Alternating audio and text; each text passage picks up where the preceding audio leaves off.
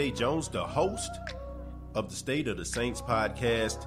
And I want to let you know that the State of the Saints podcast is brought to you by Manscaped. Over 2 million men worldwide have joined the movement for all their below-the-waist needs. Engineers for the last 18 months have perfected the greatest hair trimmer ever created, the Lawnmower 3.0. The third-generation trimmer features a cutting-edge ceramic blade to reduce grooming accidents thanks to their advanced skin-safe technology pioneered by Manscaped. You can choose the Lawnmower 3.0 as well as other items by going to manscaped.com, and you can also save 20% by using the promo code STATEOFSAINTS. That's manscaped.com. Use the promo code STATEOFSAINTS and save 20% on the Lawnmower 3.0 as well as other Manscaped items. That's manscaped.com.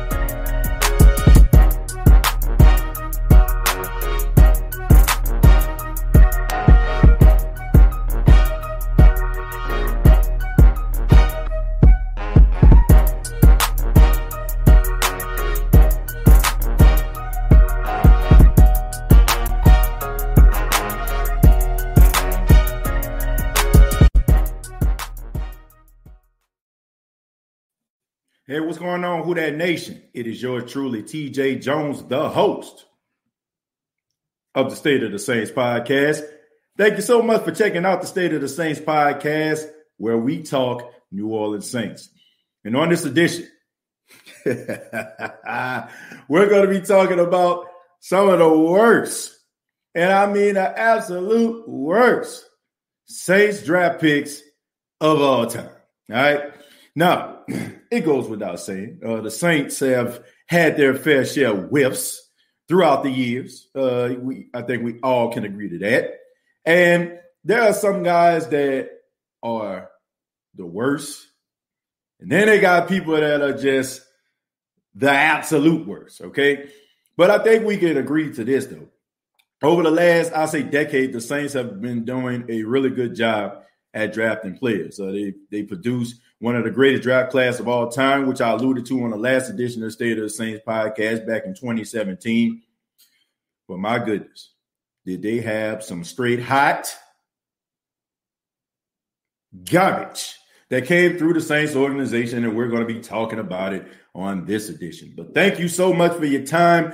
The State of the Saints podcast is brought to you by Manscaped.com. Also, a special thank you to our other sponsors, Everlast and Cash App. Okay, if you want to donate to the State of the Saints podcast, use $ State of Saints. And let's go ahead and get into it, man, because I'm excited about this. Okay, I'm excited about this. And I just want to make this perfectly clear, okay, because you got some people out there that just think that all of a sudden, I just think that I'm always right about everything. You know, they think that, oh, my word is gospel and nobody else's opinion matters. You know, those people that are trying to clout chase. But anyway, everybody's opinion matters, okay? This is just my opinion, okay? You have your opinion, and that's just the way that this show rolls, okay? So, who are some of the worst draft picks in New Orleans Saints history? I'm going to go ahead and start it off. Feel free to put it down in the chat. Thank you so much for those filing into the chat. But to me, if I'm picking some of the worst draft picks of all time, you can pick people like what? You know what I'm saying? Like Stanley G. Baptiste. You know what I'm saying? Like people like that. My goodness, man. I mean, Ricky Williams, I mean, giving up everything that you have for him. I mean, there's been some straight garbage that came through there, man. And we can't forget about the draft where I think after 3 years, I want to say that was the 2015 draft, where they had absolutely nobody. They played on a team more than 3 years. That was like with the Vinny Sinceris and a Brandon Cooks, and you know what I'm saying? We can throw a Nick Toon up in that thing. You know what I'm saying? Like it's been some straight hot garbage that came through this thing. And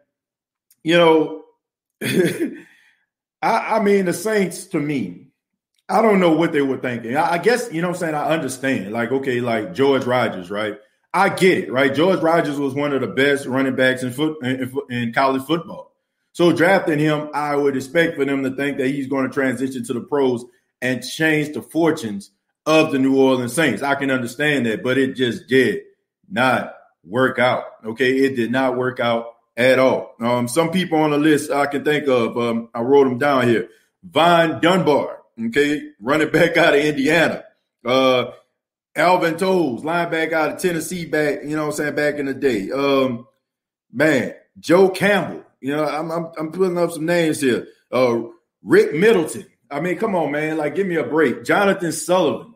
All right, but I'll go ahead and hear from you all, man, because like I said, this is opinionated. You know what I'm saying? This is an opinionated show, and, you know, I want to get your opinions on that, all right?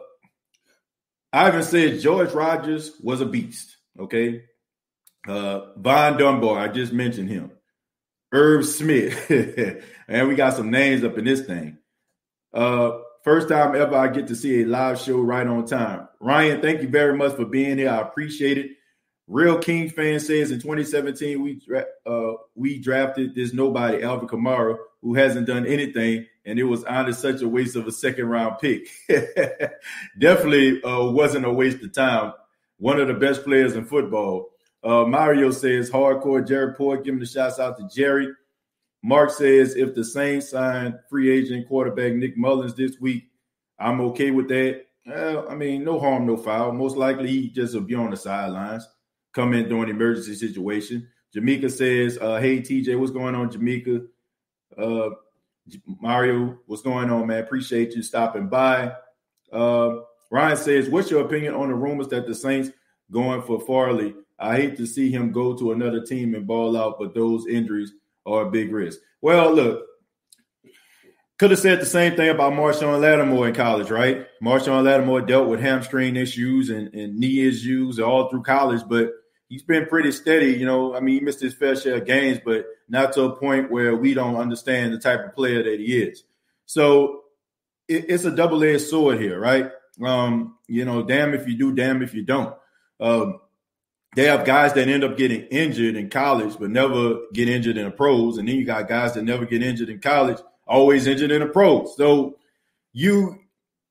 I mean, quite honestly, if he's there and they're very confident that he can change the fortunes and also fix that, you know, number 2 cornerback position, you know, that huge void that is going to be there due to the absence of Janoris Jenkins going to the Titans, then I'm all for it. You know, like you got to go with the best you have available. You got to do your due diligence.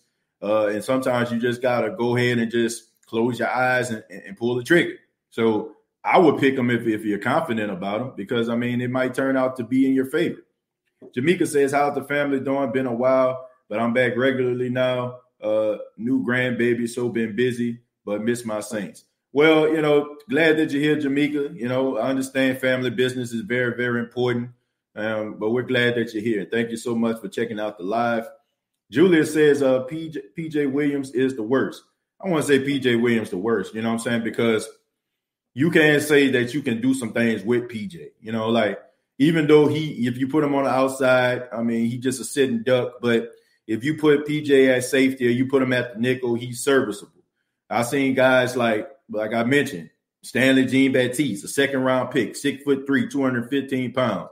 Was supposed to be our version of the Richard Sherman during the time when the Saints tried to replicate what the Seattle Seahawks was doing. They got Rob Ryan, you know what I'm saying, like, as the defensive coordinator, and they wanted to run the same type of defense as Seattle.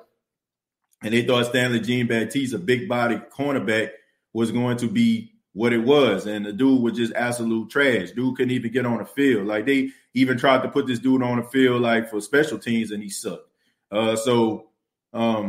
You know, to me, you're looking at guys like, you know, I would take a PJ Williams over a Stanley Jean-Baptiste any doggone day. What up, TJ? Check out the receiver from Florida State. Okay, I'll check it out, Kenneth. I'll check it out when I get up out of here, man. I'll check it out. Jamaica says, catch me up.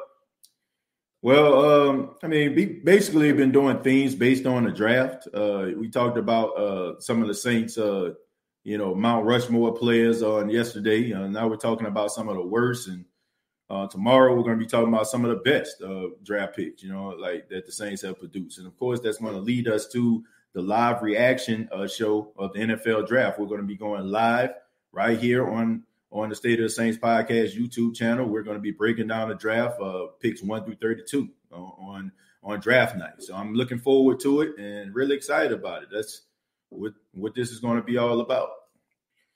Already read that. Let's see. Kenneth says Garrett Grayson. Yeah, Garrett Grayson, he just didn't pan out. Coming out of Colorado State, he wore number 18 because he was a disciple of Peyton Manning. But the only problem was he didn't play like Peyton Manning. The Saints expected him to develop as a quarterback. It just didn't pan out. I never seen like Sean Payton really be so expressive about a quarterback in my entire life. Like normally he kind of hides certain things, like even if he's not happy with the play of that quarterback, but he just flat out just said that it just wasn't working out with Garrett Grayson. Patrick Robinson. Patrick Robinson in a Saints uniform, the first time around wasn't very good.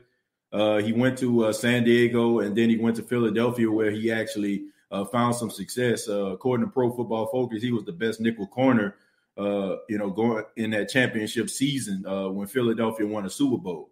But as a Saint, he left a lot to be desired. This time around, he's not bad. But if we're talking about a draft pick, him coming out of Florida State, I have to agree. He wasn't one of the best draft picks. Davenport, as of right now, based on his position, based on what the Saints actually gave up for him, I would have to say, he's falling into that territory. But I'm not prepared to say that, he's the absolute worst, so he should be on that list. He still has an opportunity to kind of turn the corner, right? As long as he's in the Saints uniform, he has a chance to kind of correct some of the things. It's almost like with Mark Ingram, right?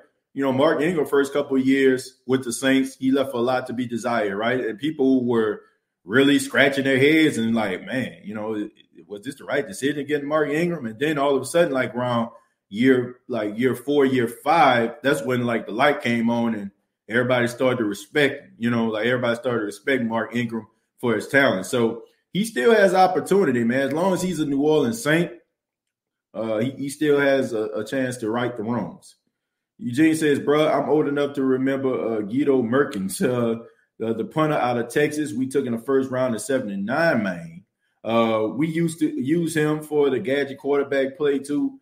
I recall folks laughing at him in the dome back in the day. I mean, I'm pretty sure they were laughing at him as well as the other Saints players out there. I think that, the greatest comedy show, back in the early 80s and in the early 90s, mid-90s was the Saints, going to the Saints game. The Saints were up there, with Def Comedy Jam and some of your favorite stand-up comics. If you want to get a laugh or two, go to the Superdome in the mid-90s or the early 80s. Like, these guys were not very good at all. Nick Toon was boo-boo. Yeah, he was not very good either. Nick Toon, it just didn't pan out. I understand why they got him, but I was kind of skeptical because I'm like, why would you get a wide receiver out of Wisconsin? I'm trying to think here. Maybe y'all can help me out here. I don't think I ever heard of a successful wide receiver out of Wisconsin. I'm pretty sure there's some right-off that you probably can think of, but I know mostly Wisconsin is known for their offensive linemen, like Ryan Ramczyk, and the running backs, like Michael Bennett and Ryan Dane and, guys like that. You know what I'm saying? Like, I don't remember, like, guys, coming out of, Wisconsin as a wide receiver because they're such a run-oriented team. You know what I'm saying? All they do is basically just run the football, maul you with the offensive line. So, and I understand his dad, Al Toon, was successful in the league, playing for the Jets all those years, multi-time Pro Bowler. And I know that Sean Payton and the coaching staff of the Saints, they like those generational players, second, third generation football players. They feel like those guys have that's something special. The fact that they following in their father's footsteps, they like those kind of guys. But it just didn't pan out, man. And it just wasn't what it was. Sean Knight. Yeah, Sean Knight definitely deserves to be on that list. Wasn't very good as a player. Definitely in that top tier. Stephon Anthony. Stephon Anthony played really well at Clemson. One of the leaders of that Clemson defense. He was a part of that classic Clemson versus Alabama, that part one game where it came down to the wire. They end up losing. Everybody thought that he was going to be that middle linebacker that the Saints were missing. But his biggest issue was the fact that he just couldn't cover, and the game was changing. Not only did you have to worry about the tight ends, you had to worry about the running backs too. And he just couldn't keep up with them, man. His coverage skills wasn't very good. Like, he was a sound tackler. And I just feel like his way of playing, like if Stephon Anthony played in the 90s, he would have been a really good linebacker. But the fact that you actually have to have some level of athleticism, as far as like being in coverage, I think he kind of suffered because of that. I think that he'll be a good player in another generation. In this generation, at best, you're a special teams player. Jamaica says, cut him some slack. Let's see what he can do this year. Geesh. Who are we talking about here? Who are we talking about? I'm going to scroll down a little bit. All right, I'm going to scroll down. Mario says Kenny Vaccaro. I disagree with that. I think Kenny Vaccaro was a good draft pick. I really do. I think that Kenny Vaccaro, his first year with the Saints, I remember like him at camp, him getting in fights with with veterans, guys like getting mad and stuff like that at him because he was going, excuse my French, balls to the wall. You know what I'm saying? Like, he was really flying around the field.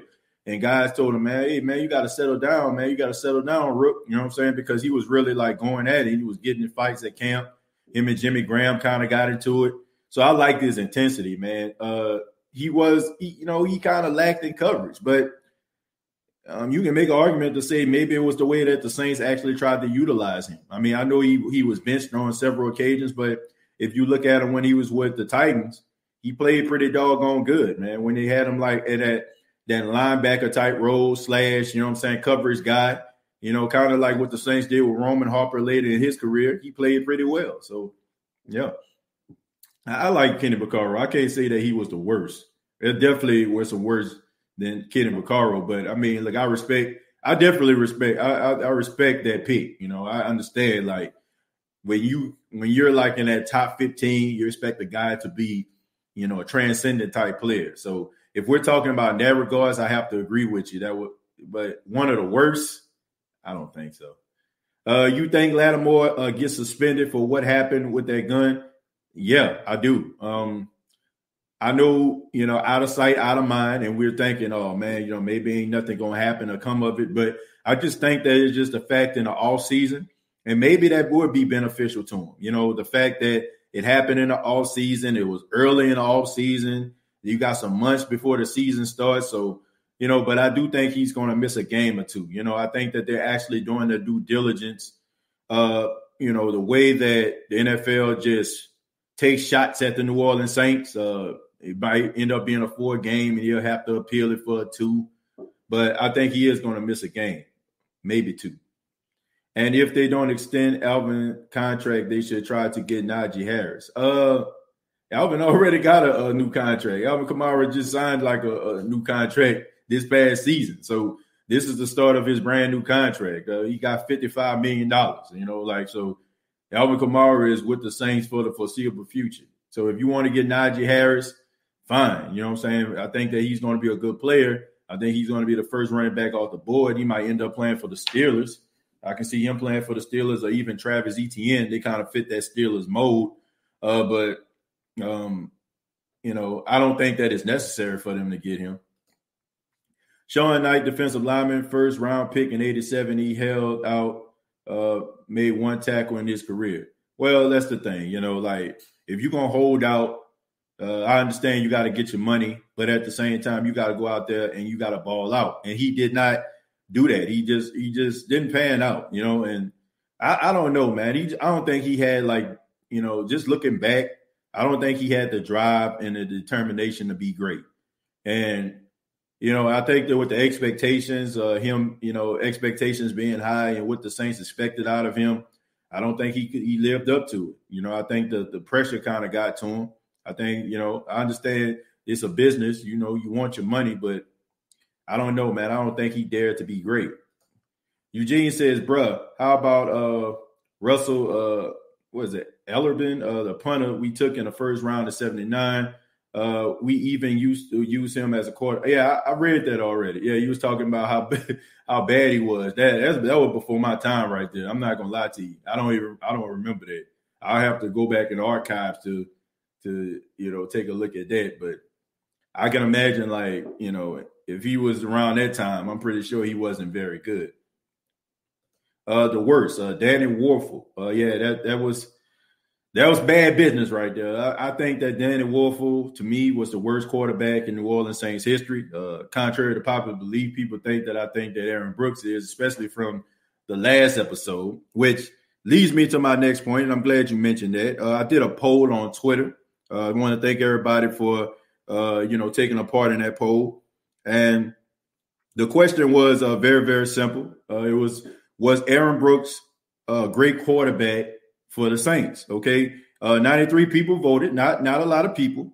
45% said yes. 55% said no. So you got 45% of people out there who say that Aaron Brooks was a great quarterback, or maybe I don't know, maybe they have a definition that's different from mine. I don't know. I don't think he was a great quarterback. 55% of people say no. So there you have it right there. You had people, that decided to snapshot what I said and thought that, that would actually bring some credibility to them, I guess. But it turns out 93 people voted. 55% said no. 45% said yes. If it would have been 55% yes, 45% no, I still would have came on here and said, I stand by what I see. All right. So there you have it. I guess you have some people out there that have a different definition of great than I do. But everybody's entitled to their opinion. Not a very good opinion, but nevertheless. Tommy Stevens.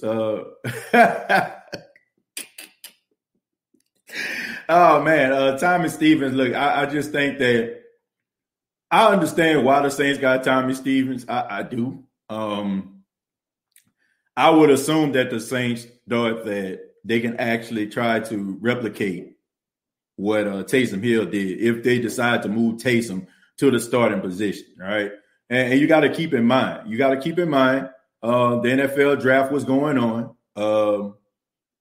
They didn't know what they was going to have as far as with Jameis Winston. I don't think they signed him just yet. So I was just assuming that the New Orleans Saints at this particular time, before Jameis even came into the picture, and the fact that Taysom was, negotiating a new contract, that they thought that, okay, Taysom was going to be the backup quarterback. If Taysom comes in, we can still run some of the plays that Taysom ran if we use Tommy, right? Because Tommy actually moved to tight end. And I think they purposely did that, putting Tommy Stevens as a tight end, because if you look at most of the packages that Taysom Hill ran when Drew Brees was a quarterback, what position did he play mostly? It was a tight end position, right? So I'm thinking that they drafted him in case Taysom had to come into the game due to Drew Brees being injured. This was before Jameis was in the picture, and they couldn't, they didn't have to worry about, any fall off or anything like that. And they can still run some of those Taysom Hill packages by way of Tommy Stevens. So I understand that, but I don't think he was the worst. I mean, he played pretty good. Like, I know he played for Carolina. He played I think they were week 17 when the Saints played him. He made some noise in that game. He made some pretty good plays, and wouldn't surprise me at all, man. Like if he ends up being in that Taysom Hill role in Carolina, I can see them actually utilizing his ability. I've seen some flashes. So maybe a year under his belt, maybe you'll see a little bit more out of him. Corey White. Oh, yes, sir. Yes, sir. Now, you might well just take the pick, for the exception of Akeem Hicks. The exception of Akeem Hicks, that entire draft was just absolutely hot garbage. Like, Nick Toon, Corey White, take your pick. Horrible, pathetic, absolutely 100% grade A pathetic. Now, you can say, this was the Bounty Gate year, you know what I'm saying, with Sean Payton was suspended. The Saints lost some draft picks. They basically gave the Saints the debt penalty because of the whole bounty scandal, which ended up blowing up in the NFL's face in the end. That whole entire draft was just absolutely terrible, man. Just throw the whole thing in the trash. But if you don't have a pick until the third round, man, that set the Saints back so much, man, so many years. Like by them like losing that first and that second round pick, like it really set the team back. But we know what the NFL thinks about the New Orleans Saints, so they were they were smiling somewhere. How was you? Let me see. How was was good? I don't know exactly what that means, Colorado. I guess you're saying how was your weekend or how was your day? Mine was good. Well, I'm glad to hear that, Colorado. Kenneth says Cedric Ellis from USC on a team for a few years and no production for a first-round pick. That was a bust. Yeah, it kind of came and it went. And not to mention, man, him being injured all the time. And, he was a part of that special USC team, when that special national championship, game. And you had all those players, man, all those NFL players out there. I mean, it was an embarrassment of riches on both sides. I would expect the Saints to feel like they had something in Cedric Ellis. It did not pan out at all. Okay. Julius, another person says Stephon Anthony. Jared says Andrews Pete. I won't say Andrews the worst. I won't put him in that worst category. One of those people that leaves a lot to be desired. I agree. Gets beat every now, I won't say every now and then. He gets beat quite a bit. But I want to say he's the worst. If we're talking about top 30 or something like that, you probably can put him like in that 20, 25, something like that. I know you can pick out. I know you can pick out at least 25 other bad draft picks other than Andrews Pete. But I mean, look, I always say if you're picking in the top 15, I just mentioned if you get picked in the top 15. You're expected to be a transcendent player, and he has not been. So there it is. Leanne, thank you so much for being a supporter of the State of the Saints podcast. She says, even though I think he has some unaddressed mental health issues to factor into his play, Ricky Williams, there was Zion Williamson level hype surrounding him when he was drafted, and it was, it never worked. Yeah, I agree. I agree, Leanne. It was just the expectations of it. I just feel like if the Saints would have ended up drafting Ricky Williams in the draft, like let's just say, for example, the Saints just so happen to fall or Ricky Williams falls and the Saints draft him. I don't think you'll have this. It was just the expectations. It was just the fact of what Mike Ditka gave up for him. Like when you give up that much, you have got to be that guy, right? You know what I'm saying? Like you got to be that guy. And I just think that everything the Saints gave up for him, like it just put this burden, this pressure on him, that I don't think he was prepared for it.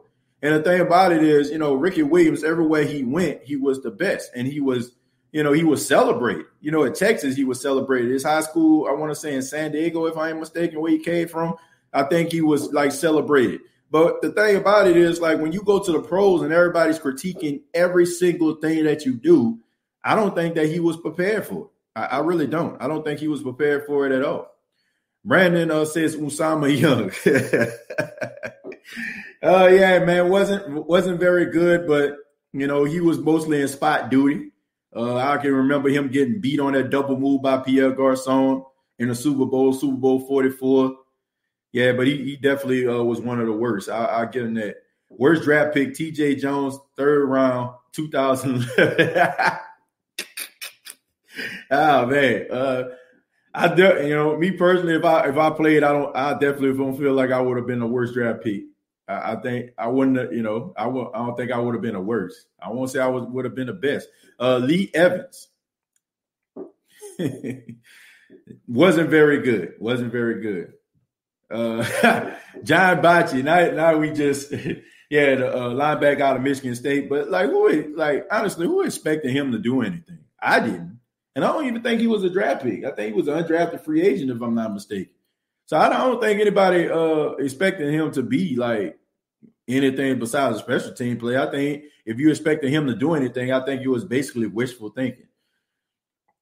Nick Toon, quarterback at Wisconsin, was Russell Wilson. That explains why Nick Toon was good at Wisconsin. Yeah, I can see. Well, that makes sense. But I just never. Have you ever heard of a really good wide receiver coming out of Wisconsin? I never did. Alex Moden. Alex Moden wasn't very good. That is the truth. Yeah, Alex Moden, he definitely wasn't good. I wanted Martez Wilson to work out. I don't know. Like I said, some guys got it, some guys don't. That's just what it is. Like, sometimes guys can come in, they can exceed expectations. The pressure doesn't really get to them. You know what I'm saying? They go out there, they work hard, they put their best foot forward. Then you got some guys, man, they just leave a lot to be desired. And I just feel like when you're not in that upper echelon, right? Teams ain't got that time to be patient with you.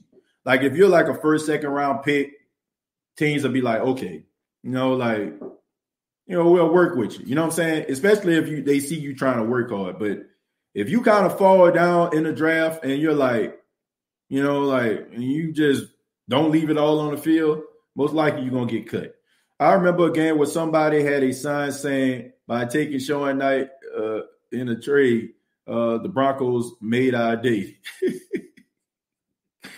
Oh, man. What's our chances of getting Julio? Probably slim to none. I don't see Julio. I don't see Julio playing for the New Orleans Saints. And here's the thing. When guys start to get like really into their careers and they play a team, constantly, they have a tendency of not want to play for that team. You know what I'm saying? Because the rivalry is like so ingrained inside of them.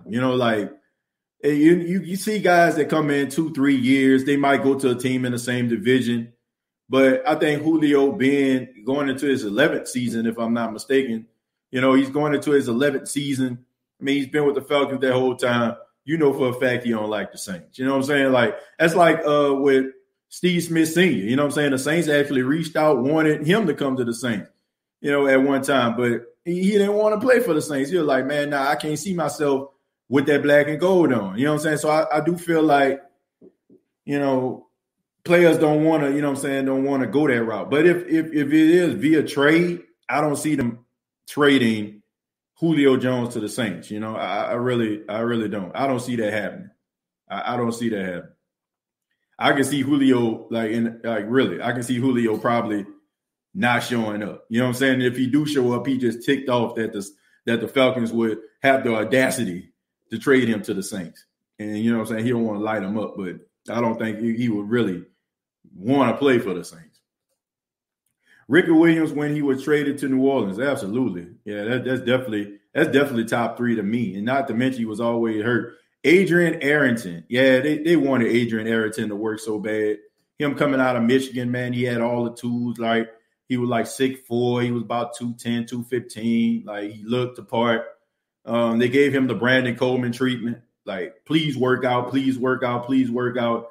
And he just couldn't. It just, it was like, it was almost like like I said, the Brandon Coleman treatment. Every training camp, Brandon Coleman turned the corner. Brandon Coleman, he out there killing. Brandon Coleman looking like he the best thing out there.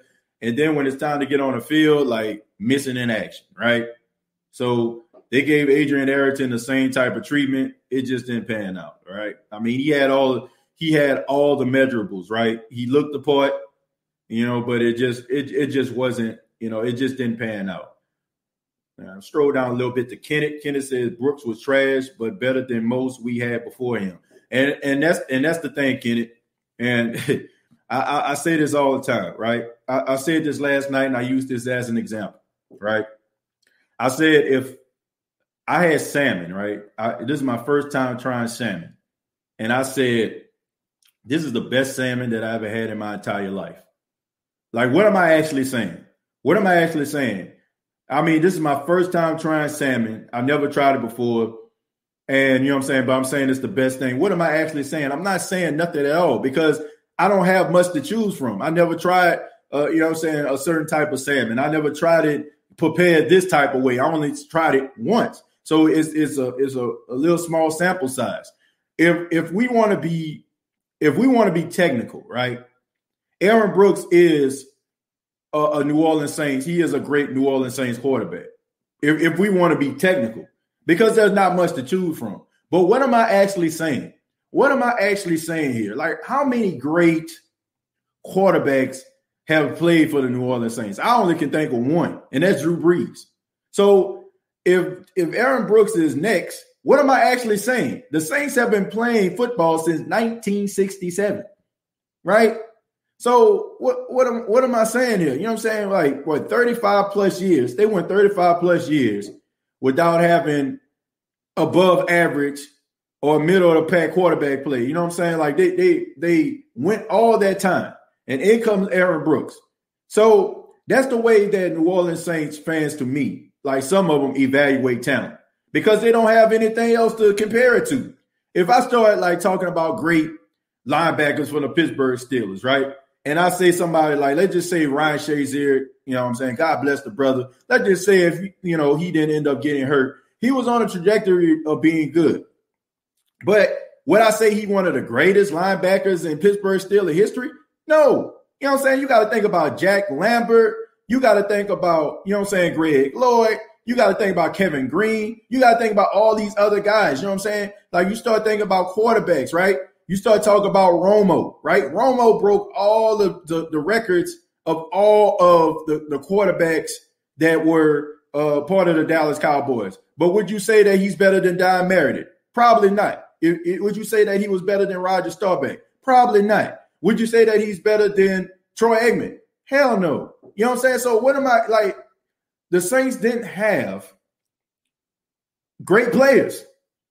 That's why when I did the poll yesterday, I basically went for what I knew. Guys that's career that's already set in stone. But like I said, I mean, the Saints as of right now, their career is being written, you know what I'm saying, is being written down in pencil instead of pen. Like there's only so many guys that have played for the Saints that you can write down and say, okay, they're forever going to be an all-time great for the Saints. You can write their name down in pen. You know what I'm saying? Like you can think about Drew Brees, think about Rick, you know what I'm saying? Like Ricky Jackson, guys like that, Willie Roaf, like write their name down in pen. Okay. They're going to always forever be great. And a player is really going to have to really ball the hell out in order for us to even mention them in the same light as the players that I just mentioned. So when people say, you know, was he great? Yeah. If you want to look at it like when it comes to, you know, him playing for the Saints, but if I'm looking at the entire NFL as a whole, he wasn't very good. Like if I'm comparing him to other players around the league, you know, like he wasn't better. He was better from the Saints standpoint because we were so terrible. Anything that was a average, a little bit above average, like we accepted. And that's the way our mind frame think, especially like those that have been Saints fans since, you know what I'm saying, like the 80s or whatever. Like they just okay with me. Anything that average or above average, they're going to fight it to the death. Because, you know, like that's the way they mind work. Because they like, what we have right now is better than what we had before, right? It's almost like if you move, you know what I'm saying, you move to a house, it's a house full of people. Y'all live in a 2-bedroom house and you move to a 4-bedroom house. And let's just say the 4-bedroom house don't look as well as the 2-bedroom house. But in a way, you like, well, they got more space up in here, right? So that's the way I look at it, man. The Saints don't have a rich history of being successful. I don't sit up here and pretend that. You know what I'm saying? Like, I love the Saints. I bleed black and gold. I love my hometown team, but we got to call a spade a spade. Our way of thinking as Saints fans is because how terrible they were. So we give guys the benefit of the doubt, or we reserve our judgment, or we fight other opinions to the death because because we ain't seen nothing else. Like, the Saints are really just starting to get players that we consider as borderline Hall of Famers, surefire Hall of Famers in the last 15 years. The Saints, once again, have been playing football since 1967. And we think about this. Think about this, folks. The New Orleans Saints, it took them 40 plus years to find a quarterback that is considered above average, great, or even elite. And I'll just leave it at that.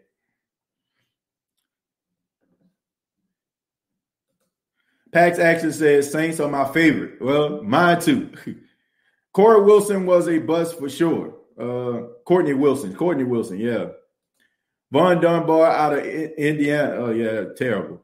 Garrett Grayson was pretty bad too, to say the least. Cageonomics saying ha.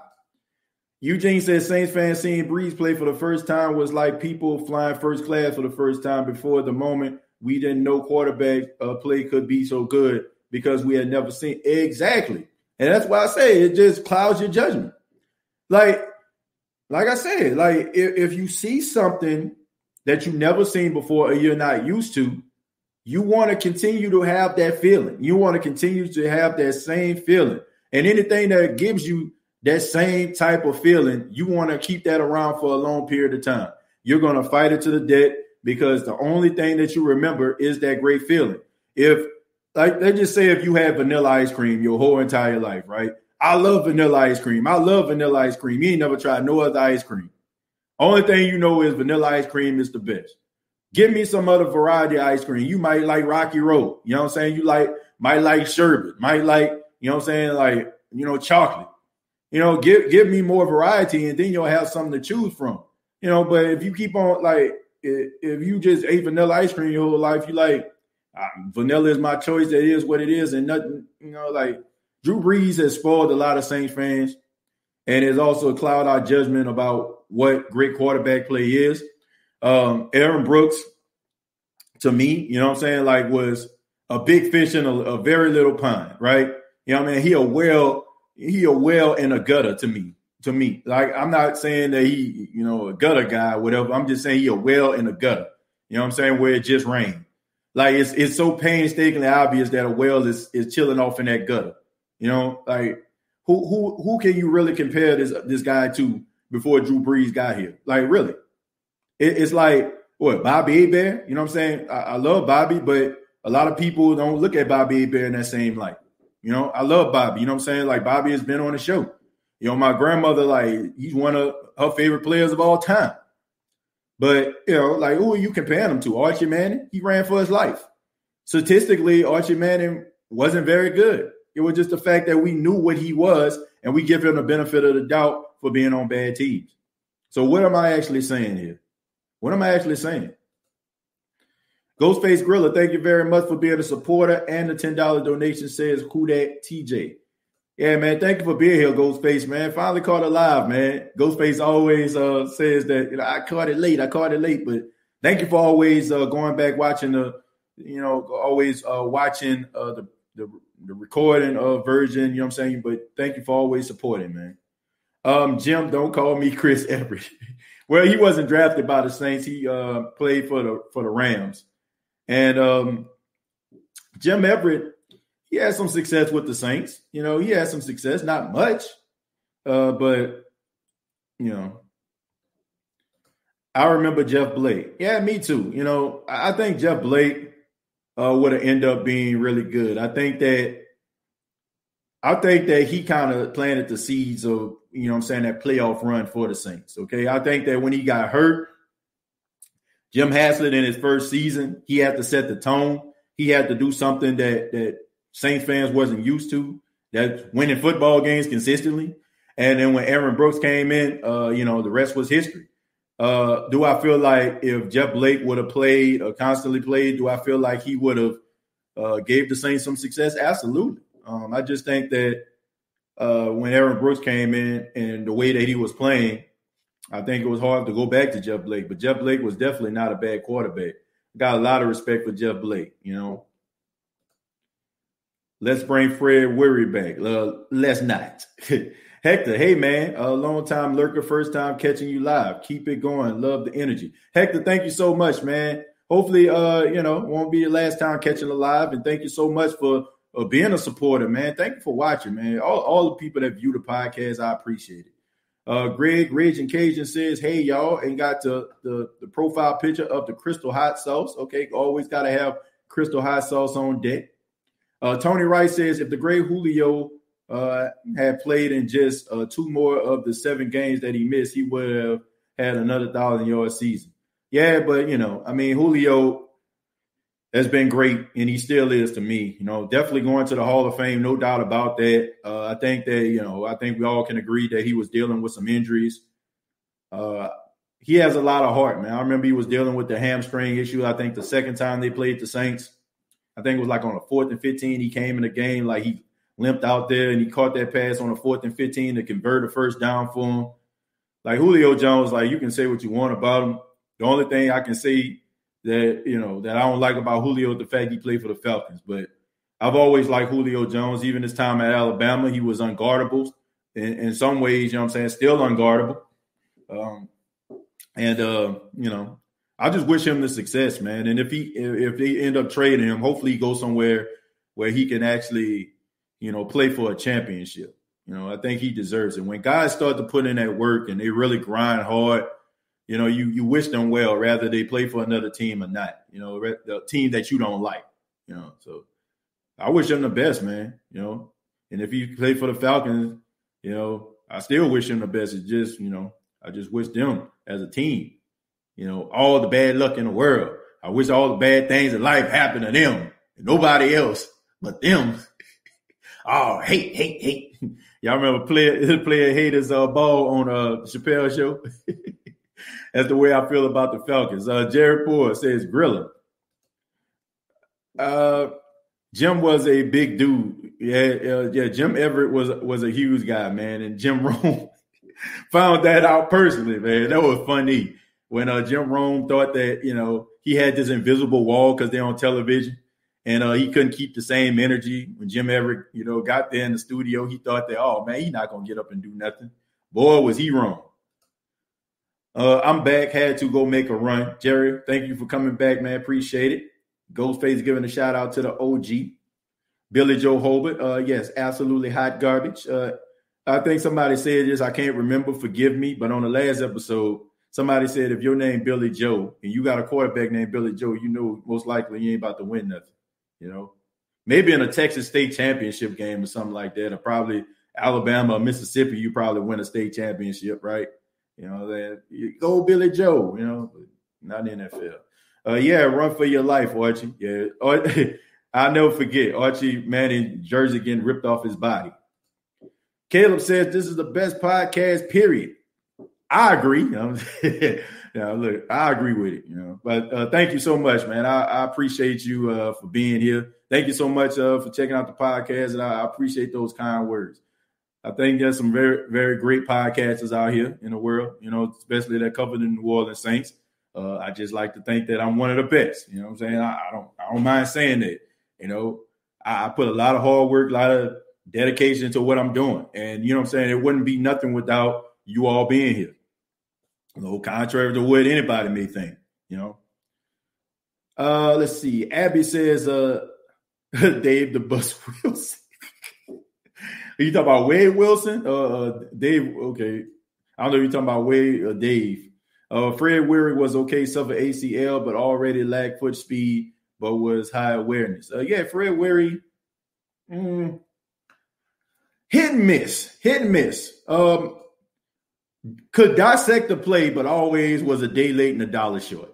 How is that? Like, he knew what was coming. He just couldn't stop it. I think that's a fair assessment to evaluate Fred Weary. Fred Weary was a smart football player. He just was always a day late and $1 short.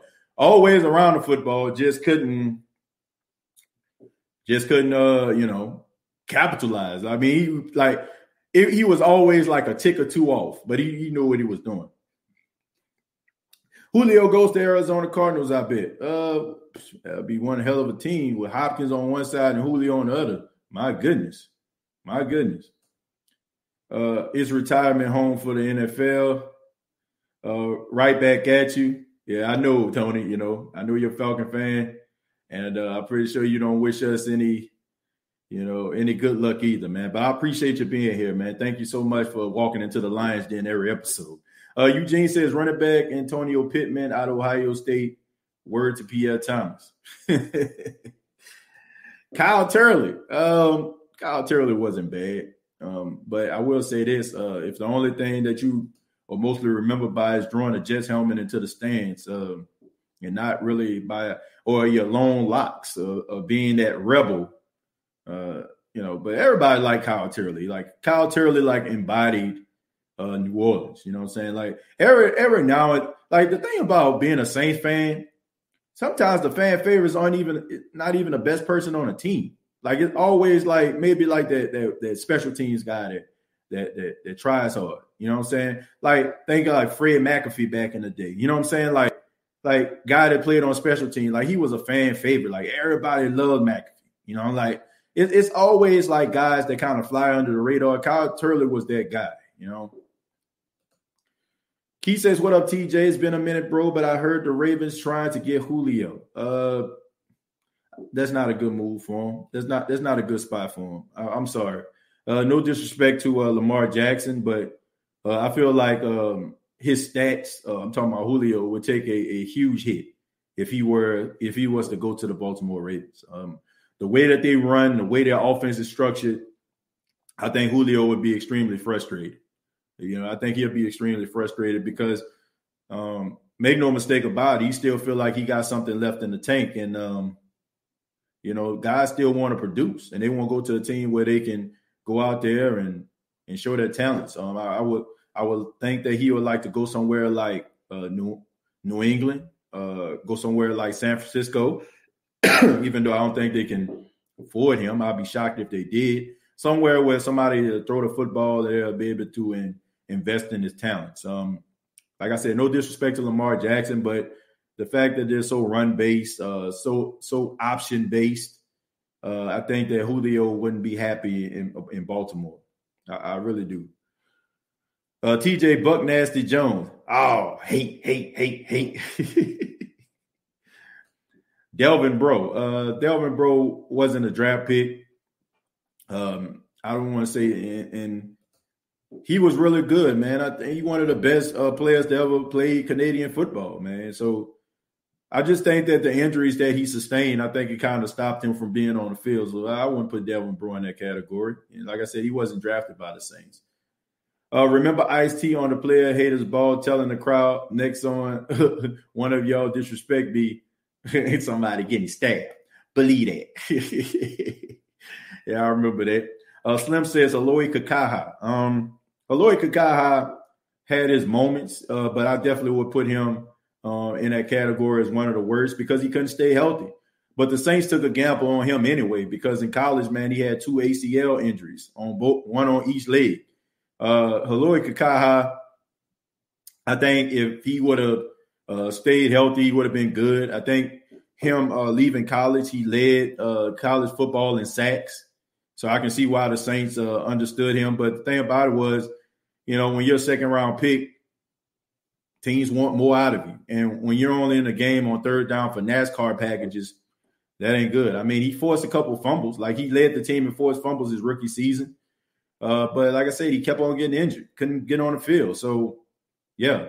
But, I mean, we all know about, Aloy Kakaha, people like that, man. I wouldn't be surprised if Aloy Kakaha, he's still young, might end up in WWE somewhere, hanging out with Roman Reigns and the Usos.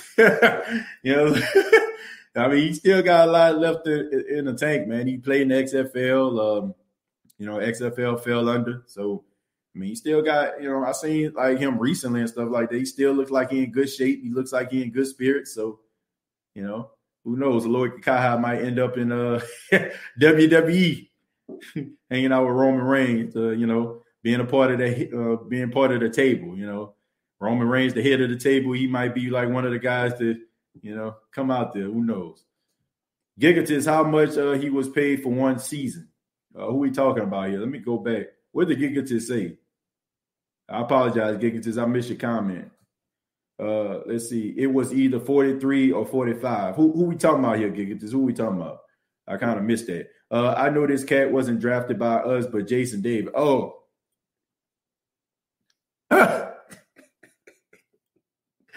Ooh. Boy, I can smell the stench from Myrtle Beach, South Carolina, still from Poetry Street. You know what I'm saying? Like that guy smoked turkey. That guy stayed getting beat. I'll never forget when Andre Johnson almost became a Hall of Famer in one game going up against Jason David. I mean, it was like Andre Johnson was burning this dude so bad, like you would have thought Jason David was the referee. You know, like when a player be running, you know what I'm saying? He be smoking and then the referee just getting beat 30, 40 yards back. That's the way it looked when Jason David was going up against Andre Johnson. Like Andre Johnson almost had a gold jacket, you know, in one game going up against Jason David. Like this guy could not cover with a bed sheet. Like seriously, like he was awful. I think he had like one good game. I think he had like multiple interceptions. And I think it was on Monday Night Football. That was like the only game I can remember. But every other game, the only thing I can remember is him getting beat on a double move. But that was the Saints' fault. The Saints ended up getting this guy because they thought that he can be an outside corner, which he was not. Like he played mostly in nickel and zone-based packages for Indianapolis. So that was the Saints' fault. That was just a bad scouting report. Like, I can't even blame Jason David for that. You know what I'm saying? Like, look, if somebody give me this type of Skrilla, I'm taking it. Like, even if I know for a fact that I ain't going to be what y'all, you know, want me to be. You know what I'm saying? Like, I'm going to do it. But, yeah, he was awful. God awful. That guy was trash, man. I'm sorry. BFI. I'm late, but here, TJ. But Wayne Martin, Renato Turnbull, Joe Johnson, Frank Warren, Charles Grant, Leroy Glover were all great defensive linemen for the Saints. Yeah, you know what I'm saying? That man took me back when he said Wayne Martin. Yeah, Wayne Martin, Turnbull, Joe Johnson. I'm still mad. You know what I'm saying? Like, God rest his soul, but Ty Benson was cheap as hell. And I don't know what the heck was going on with that. For a minute, I'm gonna just be honest with you. Tom Benson had almost like this corny carnival type mind frame for a long time. And, you know, like people, I know the family like in, you know, disarray, and it's unfortunate. But when his granddaughter Rita Benson like started taking over the day-to-day operations, that's when you start seeing the team change. And I'm gonna be real with you. I'm sorry.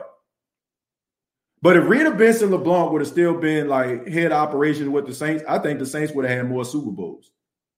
I just think that the Saints sometimes are too much of a lax organization. Like during those times where we had like, you know, I won't call them the dark ages, but when they were kind of sputtering, you know what I'm saying, that time when Drew Brees got the big contract and their defense couldn't stop nobody.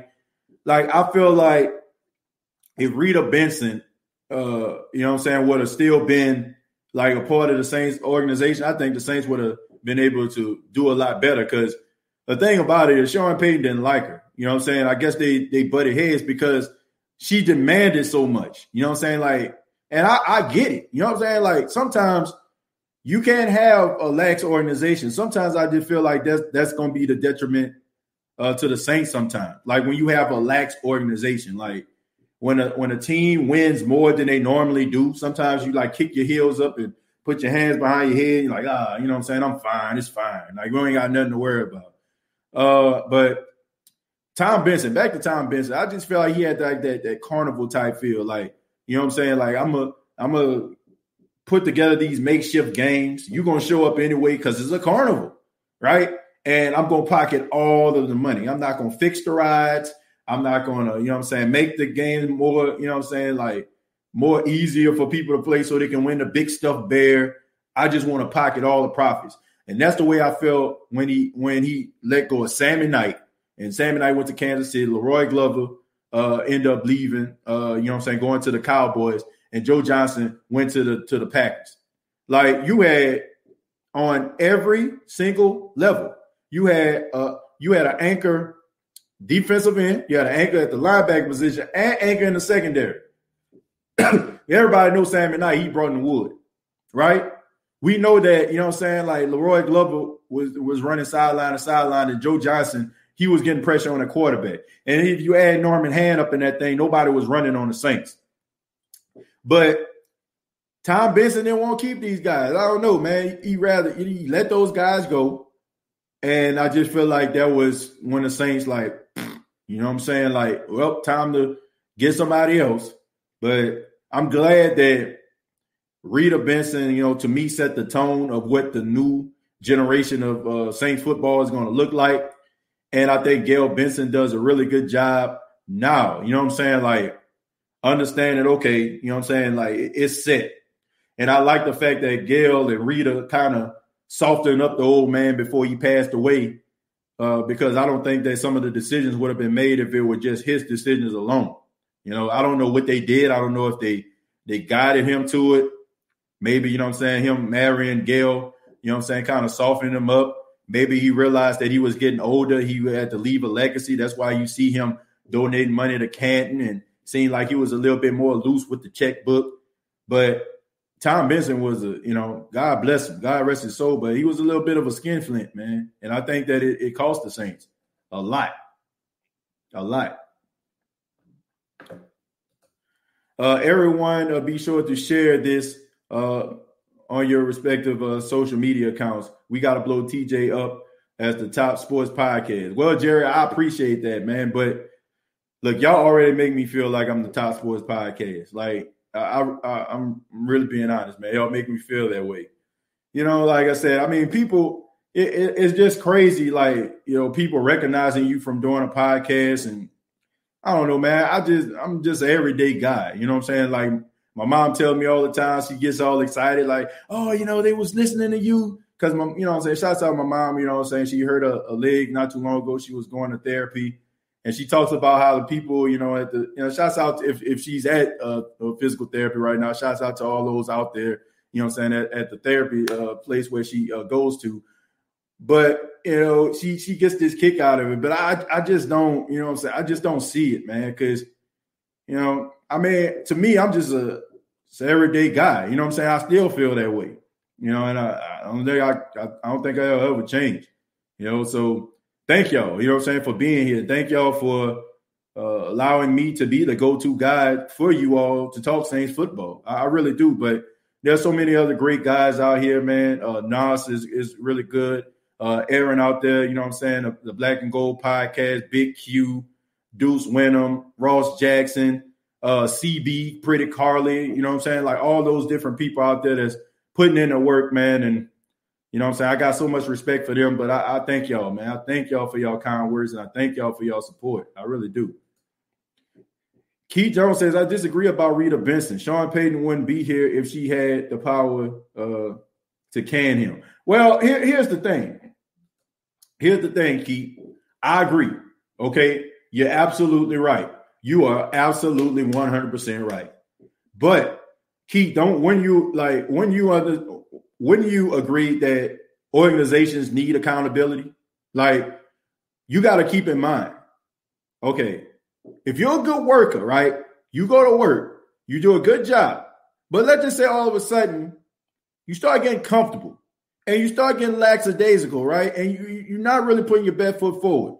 Wouldn't you expect your manager to come to you and be like, hey, you know, like, man, you do an outstanding job, man, but I just noticed lately, you know, your work ain't been, you know, reflecting what I normally see. Anything going on? You know, like, when you do that, so I don't have an issue with that. I don't have, like, at this particular time, the Saints were missing in the playoffs. Their defense couldn't stop nobody. You know what I'm saying? Like, and I can understand, like, what the heck going on? Like, we just won a Super Bowl, right? We supposed to be winning games. We supposed to be able to capitalize off this Super Bowl success. What's going on here? So I can understand that. Now, do I believe that Sean Payton should have got fired? No. Do I think that he should have been held accountable for what was going down? Yes. You know what I'm saying? Like, that's just what it is. Like, you're supposed to get all of the praise when you win, right? You want it all, right? Man, it's me. I did this. It was me. I'm the one that did all this work, right? But you know what I'm saying? When you get criticism when things are not going right, hey man, what's going on? You got to be able to answer them questions as well. But I got to take a brief break and thank those people that are checking out the podcast. And if you enjoy the State of the Saints podcast, you enjoy the content, go ahead and hit that like button, man. And if you're new to the channel and you're kind of on the fence, go ahead and subscribe to the channel, man. We have really good content here. This is a very interactive podcast. And I want to thank the sponsor of the State of the Saints podcast, Manscaped.com. Look, the draft is a couple days away. We're all excited about it. But the pick that you need to get is Manscaped.com. You need to choose Manscaped.com, the first overall pick in men's grooming, okay? Over 2 million men worldwide have chosen Manscaped.com for all of their grooming items, and they have really good products, man. My suggestion is the Lawnmower 3.0 that's available, man, and I have a special promotion. If you go to Manscaped.com, you'll save 20% off of your purchase by using the promo code State of Saints. That's all one word, State of Saints. You'll save 20% off of your purchase. So thank those at Manscaped. Also want to thank those at Everlast. Everlast, since 1910, has been the trusted name in all combat sports, MMA, boxing. They're worn by guys like Canelo Alvarez and Deontay Wilder, former heavyweight champion of the world. And they have been worn by legends such as the legendary Jack Johnson, man. So go to Everlast.com and check out some of their products that they have available. And also, man, Cash App. Okay, thank you to Cash App. We're wrapping up the campaign for the month of April for Cash App. But if you want to donate to the State of the Saints podcast, not through YouTube, not through Facebook, you can always use the Cash App, $ State of Saints. But back to what Kenneth was saying, you know, like, I just think that accountability is important. But I definitely agree with that. You know what I'm saying? Like, do I think that she was a habitual line stepper?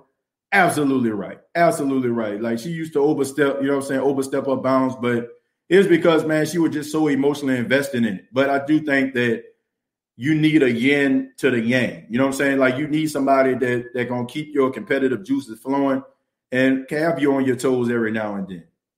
I mean, it's in every walk of life, right? Like, you need somebody that's going to hold you accountable.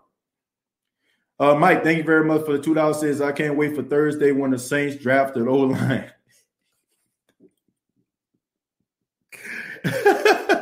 Oh, man, you and Jared Poor, man, y'all are not like, y'all not with the offensive lineman, man. Y'all are not with the O-line at all. So, yeah. Stanley Jean-Baptiste was horrible. I agree. Payton have too much of a big ego to listen now. Well, when you're the most winningest coach in Saints history, you're the most successful coach in Saints history, kind of hard for you to be like, okay, well, if I don't do it, then who did? You know what I'm saying? Like, take what – that's why I say, man, you need people to hold you accountable. You need people to put you in check. You know what I'm saying? Like, if – you know, I understand, and he deserves to beat on his chest and say, I'm the best, I'm the greatest. You know, I mean, because he is. Like I said, if we're looking at, you know, Saints coaches of the past, like, he is, without a shadow of a doubt, the greatest head coach in New Orleans Saints history. But here's the reality. Here's reality, folks. You know, like, he ain't got much to choose from. So I guess the fact that they ain't got much to choose from, he feel like, what can you possibly tell me? So you need somebody to hold you in check, man. I'm sorry. Neil says, had Rita taken over Saints would have moved to San Antonio. I don't think so, Neil. I think that was mostly Tom Benson. Tom Benson was holding – he was basically holding the Saints hostage, man, because he wanted the Superdome to get renovated. So he used that as leverage. You know, like, okay, I'm going to move the team if y'all don't look out. You know what I'm saying? Like, you don't watch out, I'm moving the team. So, yeah. They thought he was the next Richard Sherman. That man wasn't the next Richard Sherman, General Sherman. Rest in peace to my Uncle Sherman. That man wasn't none of that, okay? That man, no Sherman you could think of. Sherman and Mr. Peabody. Like, that boy, any Sherman that you can think of, he was nowhere near any of those Shermans, okay? Maul says, you have a point, but Rita is a snake. She would have sold the Saints the first chance she got. hey, man, I'm starting to feel that way. You know what I'm saying? I don't know, man. I guess I liked her business sense, but I guess like when you're a business shark, sometimes like there's no limits to what you can do or what you will do. So who knows? You know what I'm saying? Maybe you're right. You know what I'm saying? Like I said, I just know that she just held like Sean Payton accountable. That's the best aspect of it. You know what I'm saying? I like when you have people that kind of put people on their toes, and you're like, you know, like, okay, you know what I'm saying? But let's build off this. But I can understand that, right? If you're a businessman or a businesswoman, sometimes like you'll do anything so you can stay on top. And this includes like make decisions that might not be popular to most. And maybe Tom Benson saw that. Maybe Tom Benson saw into the heart of his granddaughter and he decided to nip it in the bud. Because we know, at least as long as Gail Benson is alive, that, you know, that the Saints aren't going anywhere. We know that for a fact. Who that TJ just running into the show? If his name hasn't been brought up yet, I think Danny Wolford was the worst draft choice we ever had. Ramsey, his name definitely was brought up. I feel like he's the worst quarterback the Saints have ever had. Yeah, and he definitely didn't pan out, you know. But I just think that he played in the wrong era. Hey, TJ, I know we talked about the Saints linebackers a lot, but how do you feel about Mark Fields? I think he was decent. Mark Fields is one of my favorite players, man. Not because, you know what I'm saying, that funny gap he had in his teeth, you know what I'm saying, Michael Strahan style, which Michael Strahan got rid of his gap, man. Ain't that weird? Like, what y'all think about Michael Strahan, like, getting rid of his gap? Like, that's kind of crazy, man, that actually happened. So, yeah. But I don't know, man. Mark Fields, I liked him a lot, man. I'm going to read one more, and then we're going to get up out of here. Let's see. Jerry giving a shout-out to Damian. And her and Coach Payton was butting heads hard, so we would have ran him away. Yeah, probably would have, man. Like I said, man, a lot of people are saying some things about Sean Payton. About Rita Benson.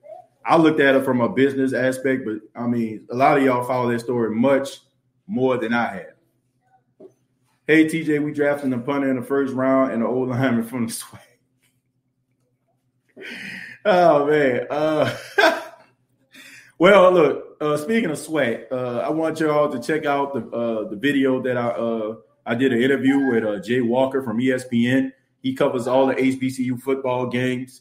So check it out, man. Check out the interview that I did. It's about 30 minutes. We're talking about SWAC football. Gave his thoughts on Deion Sanders coming into the SWAC, as well as the SWAC championship, man. So I put it on the State of the Saints podcast page for those who want to check it out. All I ask you to do, if you like the content, follow the State of the SWAC podcast, Facebook and YouTube channel, but this has been the State of the Saints podcast. What up, buddy? All right. The packing man is here. We wrapping it up, man. All right. But this has been the State of the Saints podcast. Thank you all so much. You going to wave at everybody? You going to wave? All right. Y'all make sure that y'all subscribe to the YouTube channel, youtube.com, search The State of the Saints Podcast, facebook.com, search The State of the Saints Podcast. Previous episodes available on iTunes, Spotify, iHeartRadio, Anchor FM. Thank you all so much. And until next time, I am TJ Jones, the host, and Packing Man, the host. All right. Of the State of the Saints Podcast.